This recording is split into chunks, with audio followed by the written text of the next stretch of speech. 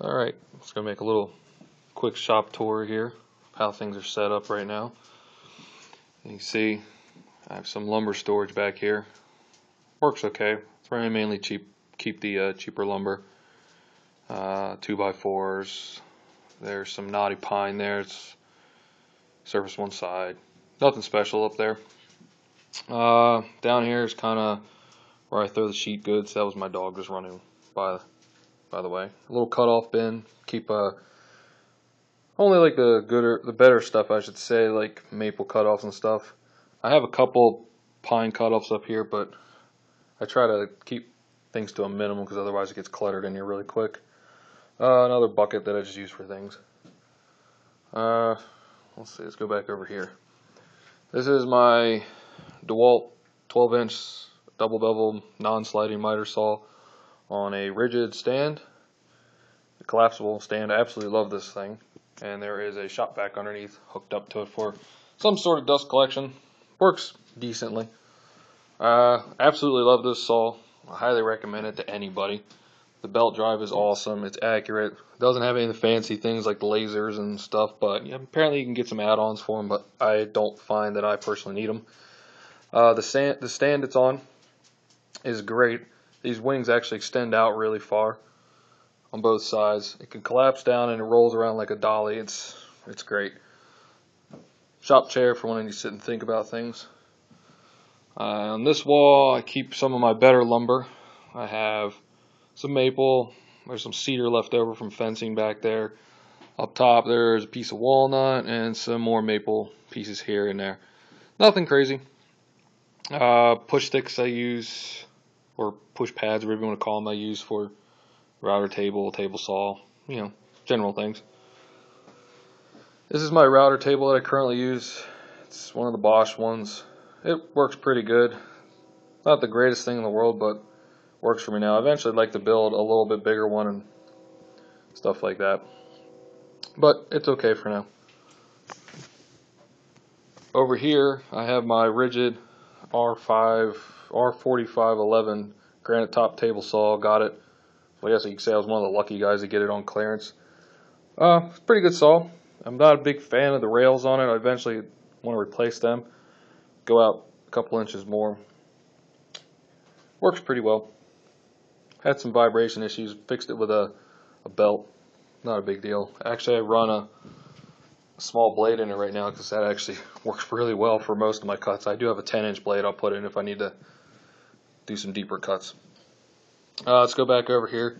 Portable DeWalt air compressor that I use for just general stuff. I really try to avoid using nails in any of my projects. You can see part of my dust collection system here. Back in the corner over there behind the jet drill press is a Harbor Freight 2 horsepower they say, dust collector. It's connected up, comes through this system here. This is my feed for the table saw. This other feed right here that I use comes up to a gate here down to a 2.5-inch hose that hooks up to the to the router table when I need it.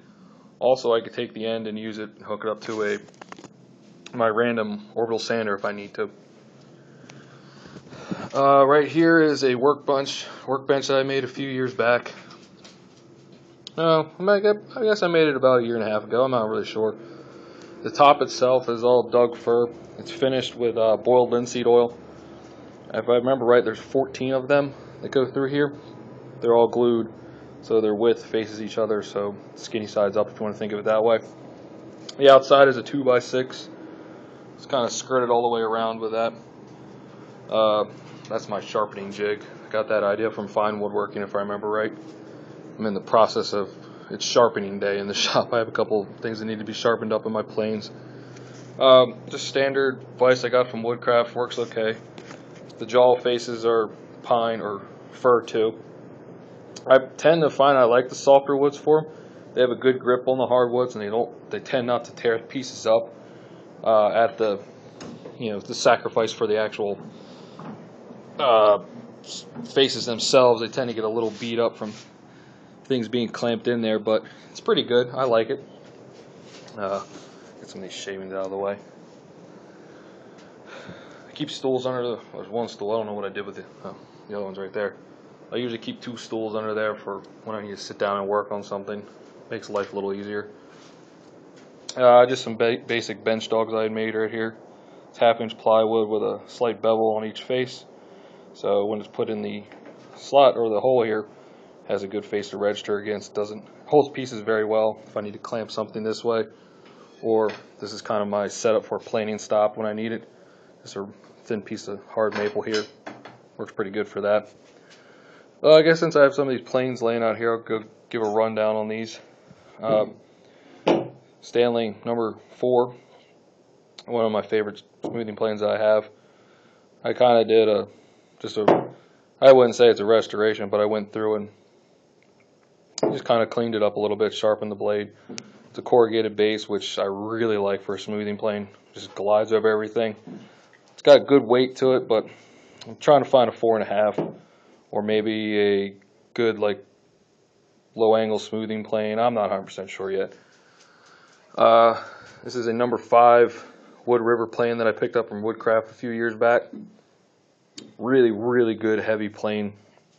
It's actually a little tiring to use it repeatedly if it has any downfall. If anything, it might actually weigh more or as much as my Union number 7 that has the blade and everything out of it right now. It's due for a sharpening. It's gotten pretty dull from a little bit of work. But as you can see, there's a lever cap to it, or the cap iron. It's pretty much a direct rip-off of a Stanley design. Most of the parts would even interchange if I had to. Just did a minor refinish on that one. It is a standard sole plane. I wish it was a corrugated base, but this works for now. Like I said, that's my sharpening jig. I do eventually plan to get sharpening stones. I'm not a big fan of the can't think right. Sandpaper on glass setup. It's okay, but it tends to wear out sandpaper really fast. It's a pain in the butt having to scrape it off and glue new pieces on all the time. So I built this jig based on something I found in, I believe it was Fine Woodworking. Has some angle stops that I can use in conjunction with your standard, gauge for, or holder, whatever you want to call it, for blades here. This part right here is built to hold stones in the future, so it'll work out pretty well. And it's just a bench hook design, so it doesn't, fly away on me and just kind of sit here. Over here is a big Snap-on toolbox I have. Used to work for Mercedes, so it actually worked really well for woodworking. I found really nice solid drawers. I can throw all kinds of good stuff in there. Get chisels and hand saws and general other things like drills and impact driver. The jigsaw laying back there. Drill bits are in there. A bunch of miscellaneous stuff. I use the really large drawer here. That's where I store all my planes. As you can see, I have a couple that need restoration. I actually have a number 8 here, the pieces of one, and a number 8 bed that someone previously decided to cut short by about 6 inches or so. Kind of makes me sad. I really wish it was a full length one. That's a Stanley number 3, not very good one. It's one of the 1960s blue ones. I don't know if it shows up on here. I haven't really even fixed it up to even work with it yet because I haven't found the use for a number 3. This is my next fixer-up project right here. This is a early World War II era number 5, from what I can tell, that someone actually put a Sweetheart blade into.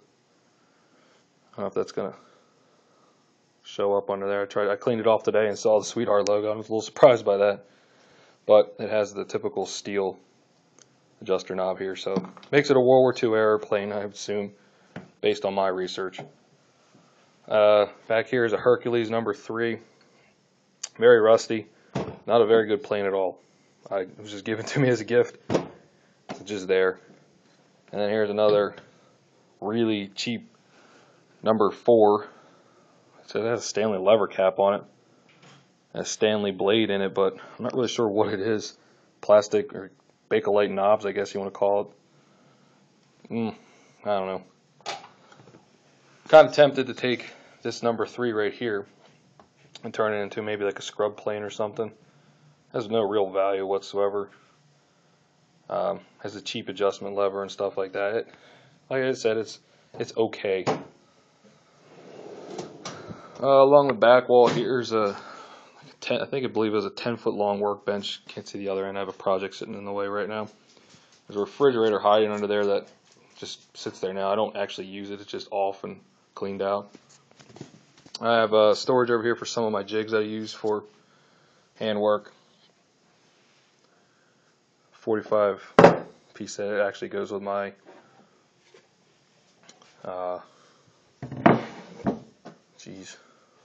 can't think today, but I'll get back to that. This over here is just a planing stop. It's a bench hook behind too. I use it for when I'm planing really small, thin pieces. Really tiny piece of maple here, screwed onto the plywood. Works really well for that.